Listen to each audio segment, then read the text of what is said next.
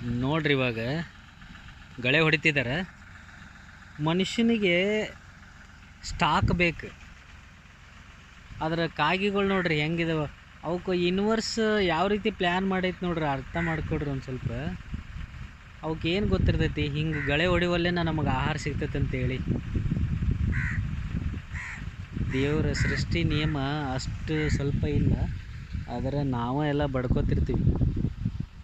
ಅಷ್ಟು ಸ್ಟಾಕ್ ಬೇಕು, ಇಷ್ಟು ಸ್ಟಾಕ್ ಬೇಕು. ಅವಕ್ಕೆ ಹೊಟ್ಟೆ ತುಂಬ್ತಂದ್ರೆ ಅವು ತಿಂದು ಹೊರಗೆ ಹೋಗ್ತಿರ್ತಾವೆ. ಆದರೆ ಇಂಥಲ್ಲೇ ಇಷ್ಟೊತ್ತು ಒಂದು ಕಾಗಿನೂ ಇರೋಕ್ಕಿಲ್ಲ. ಆದ್ರೆ ಗಳೆ ಹೊಡಿವಾಗ ಇಮ್ಮಿಡಿಯೇಟ್ ಬಂದು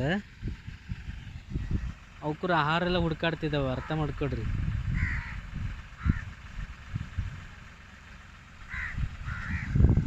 ಒಂಥರ ನಮಗೆ ವಿಸ್ಮಯ ಅನ್ನಂಗೆ. ಎಲ್ಲಿ ಏನು ಹುಡುಕ್ತೀವಲ್ಲ ಅಲ್ಲಿ ಒಂದು ಸಜೆಷನ್ ಸಿಗುತ್ತೆ, ಒಂದು ಆಧಾರ ಸಿಗುತ್ತೆ.